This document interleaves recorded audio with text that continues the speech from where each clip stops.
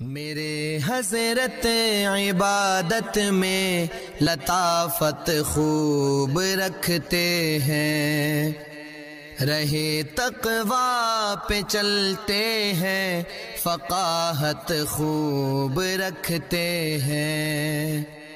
وہ بحر معرفت کے بحر الفت کے شناور ہیں۔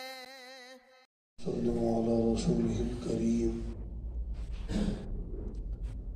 من یومنا ھذا الی یوم الدین، اما بعد فاعوذ باللہ من الشیطان الرجیم، بسم اللہ الرحمن الرحیم۔ قد كانت لكم أسوة حسنة في إبراهيم والذين معه۔ باری تعالیٰ کا ارشاد ہے، فرمایا کہ قد كانت لكم أسوة حسنة، تحقیق تمہارے لیے نمونہ ہے، اور نمونہ بھی بہترین، أسوة حسنة بہترین نمونہ ہے، فی ابراہیم، ابراہیم علیہ السلام، اور والذین معہ، جو ان کے ساتھ ابراہیم علیہ السلام میں اور جو ان کے ساتھ ہیں، وہ ہمارے لیے نمونے ہی نہیں بہترین نمونہ ہے۔ ان کے ساتھ کون؟ ان کے بھتیجے حضرت لوط علیہ السلام اور ان کی اہلیہ حضرت سارہ، بس ان تین کے علاوہ بادشاہ سے لے کر ادنا مزدور تک سارے مشرک، پوری قوم مشرک تھی، سب کافر۔ فرمایا حضرت ابراہیم علیہ السلام نے کیا کہا؟ اذ قالوا لقومہم، جب انہوں نے کہا اپنی قوم سے، انا براء منکم، بے شک میں بری ہوں، میں بیزار ہوں تم سے، انا براء منکم، میں بیزار ہوں تم سے، ومما تعبدون من دون اللہ، اور اس سے جس کی تم عبادت کرتے ہو اللہ کو چھوڑ کر۔ بت پرست تھے تمہارے سے بھی، اور تم جن کی عبادت کرتے ہو ان سے بھی بیزار ہوں۔ جب قرآن کہتے ہیں اسوہ حسنہ ہے، یہ الفاظ بھی ہمارے لیے اسوہ حسنہ ہے۔ اس طرح کے الفاظ بھی اگر نہیں کہتا تو اس نے تردید کیا کی ہے؟ اصل تو عقیدہ کس کے کہتے ہیں؟ عقیدہ اصل ہے، اور عقیدے کے اندر بالکل لچک نہیں ہونی چاہیے۔ فرمایا انا براء منکم ومما تعبدون من دون اللہ، میں بیزار ہوں تم سے بھی اور تم جن کی عبادت کرتے ہو ان سے بھی۔ آگے توجہ کرنا، عقیدے کا مسئلہ ہے۔ فرمایا کفرنا بکم، کفرنا بکم، میں انکار کرتا ہوں تمہارے معبودان باطلہ کا۔ کفرنا بکم، ہم انکار کرتے ہیں۔ یہ تو بات تھی عقیدے کی، پھر معاملات کی بات ہوئی تو معاملات میں فرمایا وَبَدَا بَيْنَنَا وَبَيْنَكُمُ الْعَدَاوَةُ وَالْبَغْضَاءُ أَبَدًا، تمہارے اور ہمارے درمیان ظاہر ہو گئی ہے، شروع ہو گئی ہے اب کیا چیز؟ عداوت۔ مشرک ہے، ادھر موحد ہے، یہ ہمارے لیے اسوہ ہے، اور اسوہ حسنہ ہے۔ کہنے والے عظیم پیغمبر ہیں، اور اسوہ حسنہ قرآن کہہ رہا ہے، اور الفاظ کیسے ہیں؟ یہ ہمارے لیے نمونہ ہے۔ اب اس کے بعد اگر کوئی کہے نہیں اس کو اپنے ایمان کی خیر بنانی چاہیے. یہ تو قرآن ہے، اسوہ حسن ہے.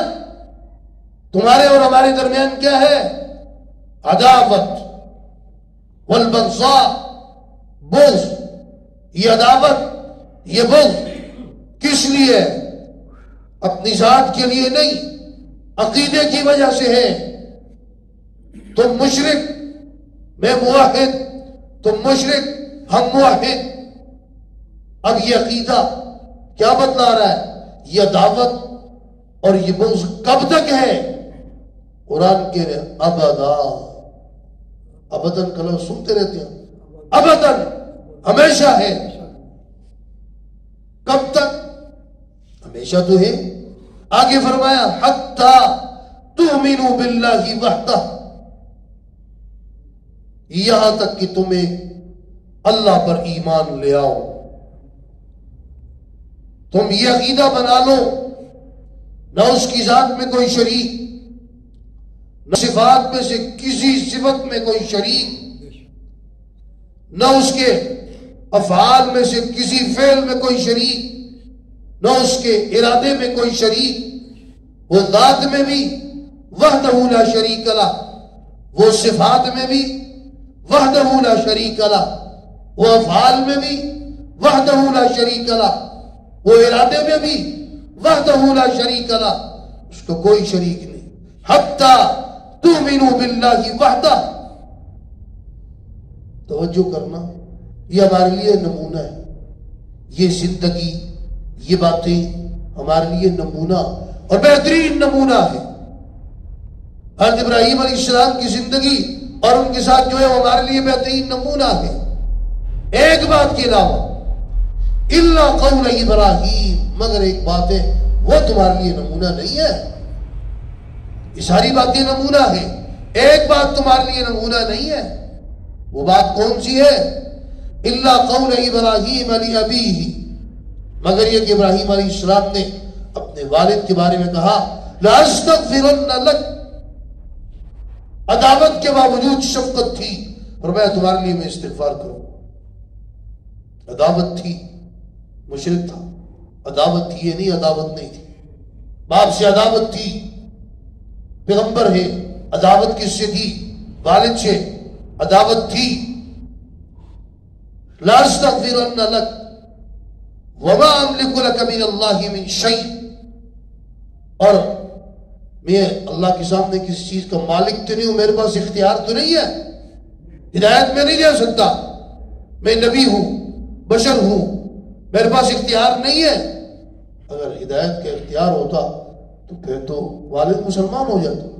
اگر اختیار ہوتا تو پھر تو سوال پیدا ہوتا ہے، نبی ہے، اختیار ہے، کیوں ہدایت نہیں تھی؟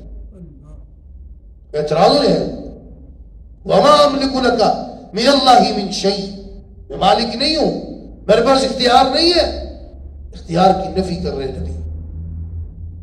دوسرے نمبر کے درجے کے اعتبار سے چھوٹی ہے. سب سے پہلا نمبر سرکار دو عالم سرور کونین صلی اللہ علیہ وسلم، انبیاء میں دوسرا درجے کے اعتبار سے، ایمان کے اعتبار سے ہم کوئی تفریق نہیں کرتے. لا نفرق بین احد منہم، سب پر ایمان ہے. درجہ تو خود قرآن نے تلک الرسل فضلنا بعضهم علی بعض، درجات میں فرق. پہلا درجہ سرکار کا، دوسرا حضرت ابراہیم خلیل اللہ. تو دوسرے درجے کے سب سے بڑے نبی اولو العزم انبیاء میں سے، وہ کہتے ہیں وما املک لک من اللہ من شیء. اور سورۃ توبہ آیت نمبر 114 کے اندر ہے، یہ بھی ایک وعدہ تھا اللہ تبارک و تعالیٰ کے ساتھ. جب وہ پورا ہو گیا، پتہ چل گیا کہ اب ایمان نہیں لائیں گے، جب یہ بات واضح ہو گئی تو پھر ابراہیم علیہ السلام ہم نے توبہ بھی چھوڑ، ہم نے مغفرت کی دعا مانگنا بھی چھوڑ دی. مغفرت کی دعا اس وقت تک تھی جب تک ان کو پتہ نہیں تھا. جب پتہ لگ گیا، جب معلوم ہو گیا تو پھر کیا کہا؟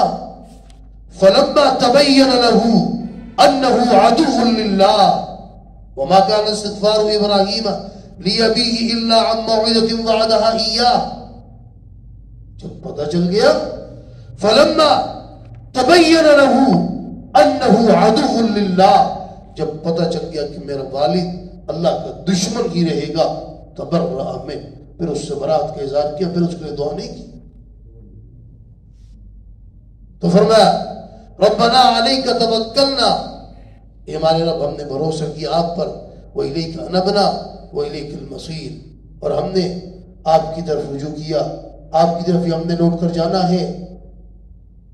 اب یہ آج کی جو آیات ہیں ان کے اندر عقیدے سے متعلق بڑی اہم بات یہ ہے. پہلی بات تو یہ بتائی کہ دیکھو مسئلہ عقیدے کے ذات کا مسئلہ نہیں، عقیدہ بہت اہم چیز ہے. عقیدے کی وجہ سے ایک تو یہ کہ ہمارے لیے اسوہ ہے. اسوہ کون؟ حضرت ابراہیم خلیل اللہ، وہ اور ان کے ساتھ جو تھے حضرت لوط علیہ السلام، حضرت سارہ علیہ السلام، یہ ہمارے لیے کیا ہے؟ اسوہ ہے، بہترین نمونہ ہے. انہوں نے عقیدے کا مسئلہ آیا تو ڈنکے کی چوٹ پر کہہ دیا کفرنا بکم، اور معاملات کے بارے میں بتایا وبدا بیننا وبینکم العداوہ والبغضاء، اور یہ عداوت اور بغض کب تک رہے گی؟ ابدا حتی تؤمنوا باللہ وحدہ. تو یہ ہمارے لیے نمونہ ہے. اگر مشرک ہے تو اس کے ساتھ کوئی ہماری دوستی نہیں. جو اللہ کا دشمن ہے ہمارا بھی دشمن ہے. اللہ تبارک و تعالی ہم سب کو قرآن و سنت کی تعلیمات سمجھ کر اور حضرت ابراہیم علیہ السلام کا اسوہ، یہ جو اسوہ حسنہ ہے، بہترین نمونہ جس کو قرآن نے کہا، اس کو سمجھ کر اس کو اپنانے کی توفیق عطا فرمائے. وآخر دعوانا ان الحمد. تبارك الذي نزل الفرقان على عبده ليكون للعالمين نذيرا.